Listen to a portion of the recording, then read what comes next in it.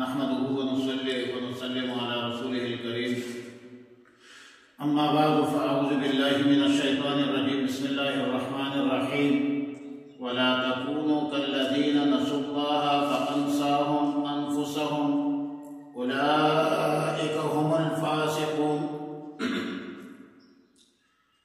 پارہ نمبر 28 سورہ حشر، رکوع 3 آیت نمبر 19 تا 21۔ آیات مذکورہ میں تاکید ہے احکام الہی پر عمل دربت کے حوالے سے۔ فرمایا کہ وَلَا تَكُونُوا كَالَّذِينَ نَسُوا اللَّهَ فَأَنسَاهُمْ، تم ان لوگوں کی طرح مت بنو جنہوں نے اللہ کے احکامات کی بے پرواہی کی، اعمال صالحہ کی بجائے اعمال سیئہ اختیار کی، اللہ کی اطاعت کی بجائے اللہ کی نافرمانی کی، اوامر کے بجائے نواہی کا ارتکاب کیا۔ اس کا اثر یہ ہوا کہ اللہ تعالیٰ نے اس کے پرواہ نہیں کی، ان کے جان کے پرواہ نہیں کیا۔ ان بدبختوں نے اپنے حقیقی نفع کو نہیں سمجھا، حقیقی نفع حاصل نہیں کیا۔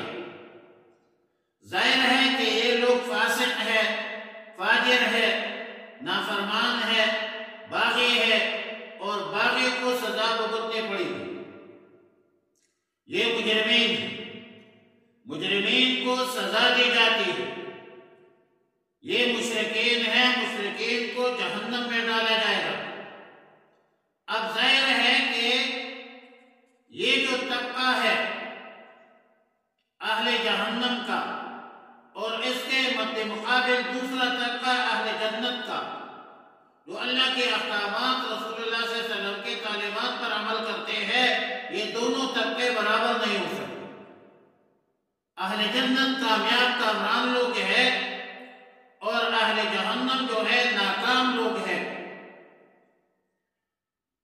قرآن کریم جو رشد و ہدایت کا عظیم ذریعہ ہے، اور قرآن کریم جو عالم انسانیت کے لیے مکمل ضابطۂ حیات ہے۔ قرآن کریم رسول اللہ صلی اللہ علیہ وسلم کا دائمی معجزہ۔ قرآن کریم ہر قسم کی ترمیم تحریم سے پاک ہے۔ قرآن کریم کہ علوم سے انہوں نے تاثیر حاصل نہیں کی۔ قرآن کریم کے علوم اور آیات بینات سے انہوں نے استفادہ نہیں کیا ان فاسقین، فاجرین، منافقین، مشرکین اور کافرین۔ اس لیے اللہ تعالیٰ نے ایک تمثیل بیان کی کہ لو انزلنا هذا القرآن على جبل، اگر قرآن ایک پہاڑ جیسے سخت اور ثقیل چیز پر اتارا جاتا، اور جس طرح اس انسان کو فہم و شعور دیا گیا ہے، ان پہاڑوں کو وہ عقل، فہم، شعور دیا جاتا، تو یہ پہاڑ اللہ کی عظمت کے سامنے جھک جاتے، بلکہ ریزہ ریزہ ہو جاتے، مگر انسان خواہش پرستی اور خود غرضی کے اساس پر اپنے فطری شعور کو بیٹھا اور قرآن کریم کے علوم سے استفادہ نہیں کرتا، قرآن کریم سے متاثر نہیں ہوتا۔ گویا کہ فی قولن یہ ایک فرضی مثال ہے کہ پہاڑوں میں شعور ہوتا تو پہاڑ کبھی بھی خواہش پرستی اور خود غرضی میں مبتلا نہ ہوتا۔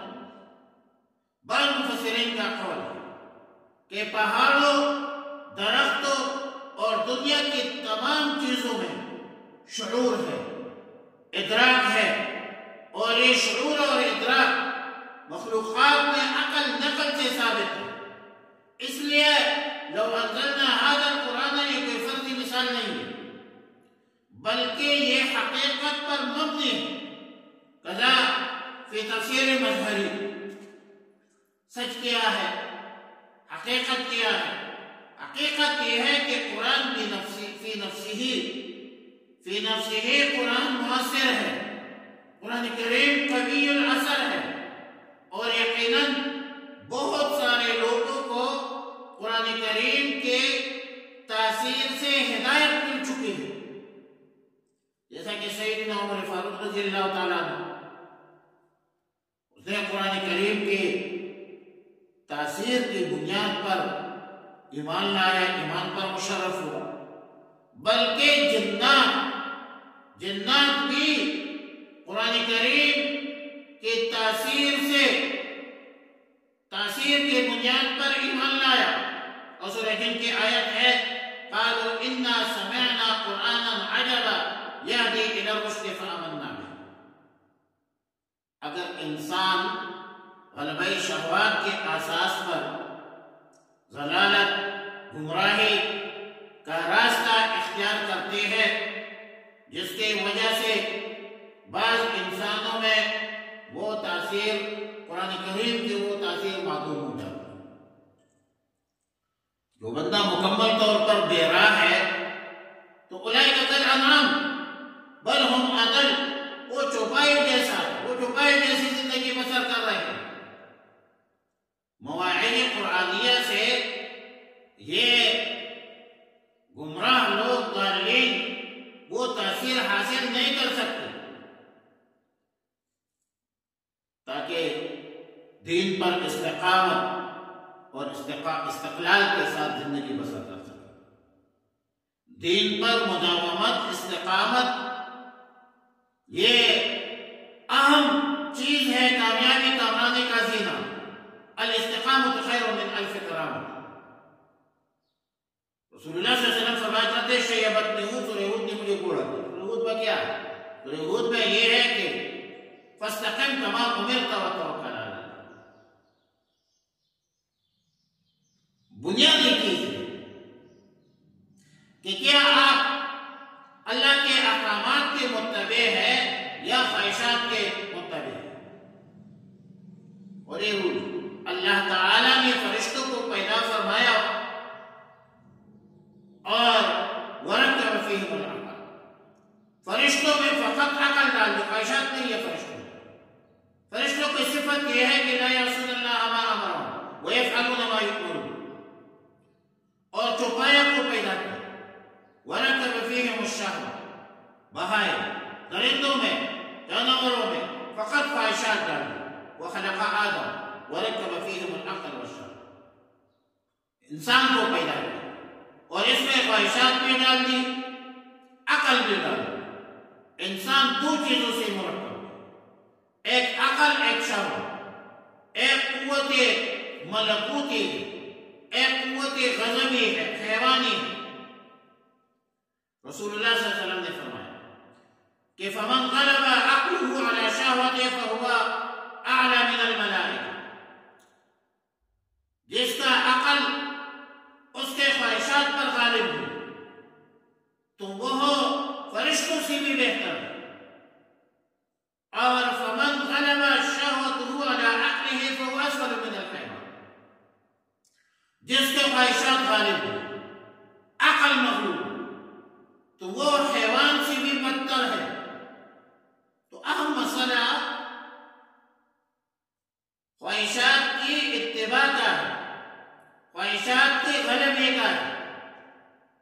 تو جس کے خواہشات غالب ہے تو وہ قرآن سے مستفید نہیں ہو سکتے، قرآن کریم سے متاثر نہیں ہو سکتے. اور اللہ رب العالمین کی وہ قرآن کریم میں مضامین عجیبہ ہے. اس عجیبہ مضامین عجیبہ سے وہ نفع نہیں اٹھا سکتا. اور اللہ تعالیٰ نے یہ مثال اس لیے بیان کی تاکہ لوگ فکر کریں، تدبر کریں، سوچ لیں، قرآن کریم سے فائدہ اٹھائے اور سیدھے راستے پر گامزن ہو کامیابی اور کامرانی مقدر.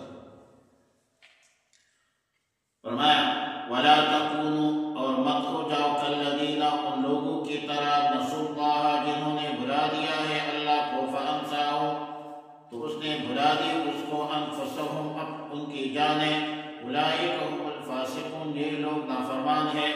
لا يستوی برابر نہیں ہے اصحاب النار دوزخ والے و اصحاب الجنت اور جنت والے. اصحاب الجنت هم الفائزون جنت والے ہی کامیاب ہے کامران ہے. لو انزلنا اگر ہم اتارتے هذا القرآن اس قرآن کو على جبل کسی پہاڑ پر لرأيته تو تم دیکھتے اس کو خاشعا جھکا ہوا متصدعا ٹکڑے ٹکڑے من خشیت اللہ اللہ کے خوف سے.